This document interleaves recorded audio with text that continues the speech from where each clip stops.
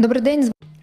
Good afternoon, my name is Olga Tamanova, and it's my pleasure to see everybody who joins us in Ukraine Media Center Ukraine Forum. We continue our operations today. It's day 579 of the full-scale invasion of our homeland by Russian aggressor, and now we will be talking about the situation in Mykolaiv region. Joining us online is Vitalii, the military governor of Mykolaiv region. Mr. Vitalii, good afternoon. Good afternoon. Pleasure seeing you. Same here, Mr. Vitalii. So what is the situation with the shellings of Mykolaiv region by occupiers? What is the situation like as of today? Well, in fact, this morning, Ochakiv, the city of Ochakiv and Ochakiv community was shelled. We destroyed one incoming missile. Thanks God, we made it without casualties. We have a lot of air raid alerts, but it's related to the fact that we are located near the Black Sea Basin and there are many outgoing projectiles going in different directions around our region, so the situation is under control. Well, Mr. Vitalii, what is the situation with the critical infrastructure? And let's talk about the preparation for the winter period. What are the measures taken and what is still ahead? Well, we entered into agreements with the critical infrastructure facilities. We've exercised monitoring of preparation to the winter season. This preparation is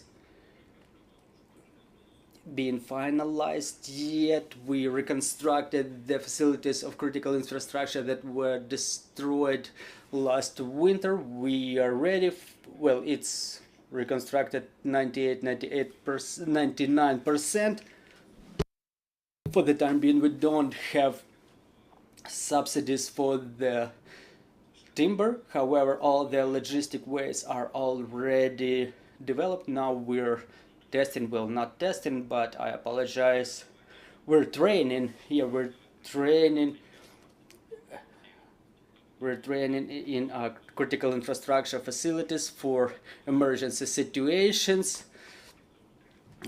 But the factor which is still unclear is the number of shellings that we expect to experience this winter. Mr. Vitalii, is it safe to say that all the critical infrastructure facilities, I'm talking first of all about the hospitals and educational institutions, are equipped with the power generators that will allow them work in emergency conditions? Well, it's safe to say so, because they were equipped from the last winter. Now we added more, and now we create more reserves of fuel, not maybe for the entire heating season, but for the period which is required to resume normal operations. So all the critical infrastructure facilities are equipped with the independent power sources. And talking about the education system, what is the situation with education? How many schools in your region work offline? I think it's probably the majority. So what is the situation in that area? Officially, everybody works online.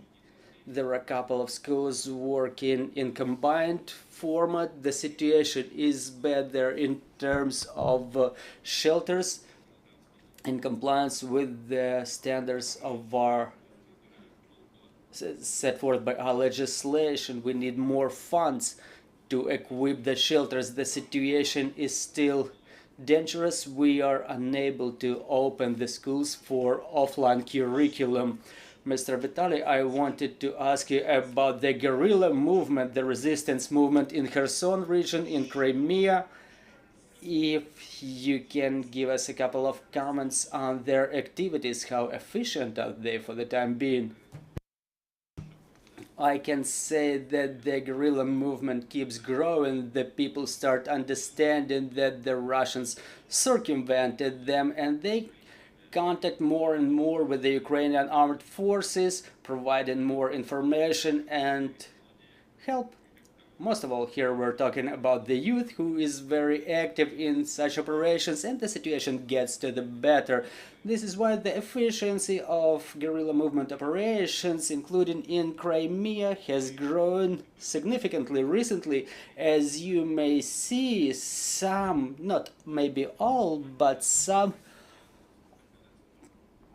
of the events are related to the efficient operations of the guerrilla movements. Thank you. We have questions on the floor. Good afternoon, Valentina Rihal, Ukrinform. Mr. Vitalii, what is the situation with the operations of the businesses in Mykolaiv region? Talking about the return of the medium and small-sized businesses coming back to Mykolaiv region. Well, objectively, the number of people has grown in the region. This is why the small businesses are coming back. Talking about the big businesses, the situation is more complicated. I cannot announce it, but the Office of the President is preparing the program to support the business, specifically in the areas close to the front lines. So let's wait until it's officially presented. Mr. Vitalii, in continuation of the topic of business operations, what is the condition of preparation to the seeding season or sowing season? Well, the agrarians work quite well. We're preparing to harvest the sunflower, but it's the responsibility of the central government, not of Mykolaiv region government, because we're talking about the grain corridor and that level of operations. Unfortunately, there are cases of agrarian material coming across the mines in the areas that were mined, but the situation is generally way better than the previous year. Mr. Vitalii, I wanted to ask you also about the international support. We know that Mykolaiv region is being supported by international donors, but generally where the funds are mostly allocated, those provided by the donors, and is this support sufficient for Mykolaiv region? Thank you. The support is never enough, you know. We always want more, but generally we have two main vectors. First is creating the jobs in support of the businesses and social recovery. Currently, our relations with the foreign partners are structured very well.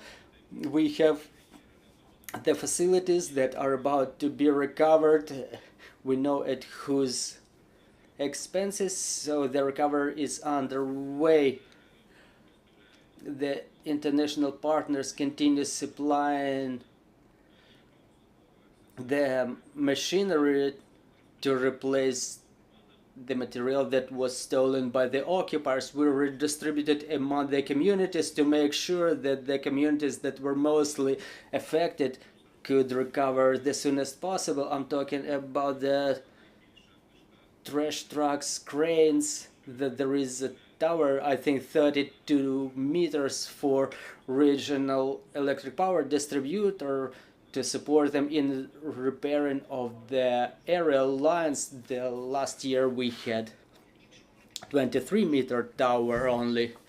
And talking about the recovery of residential areas, there are many private residential buildings and apartment blocks that were seriously affected by the shellings. Is the work still underway on their reconstruction? Well, the work was never stopping. It's still underway. We're proceeding to a number of apartment blocks reconstruction in the city of Mykolaiv. The private buildings are being reconstructed on a constant basis. In the parliament, there is a procedure adopted for compensation for the people who reconstructed their buildings at their own expense. So the situation is in accord with our plans, so to say. We would like to have more of it, but still we have limited resources, specifically when we talk about the reconstruction of private residential buildings. Well, Mr. Vitalii, thank you very much for finding time to join our broadcast. Dear colleagues, I'm reminding you joining us was the military governor of Mykolaiv region, Vitalii Kyiv. Our team is putting together the schedule for tomorrow, so stay tuned. Let's continue working together for our victory and glory to Ukraine.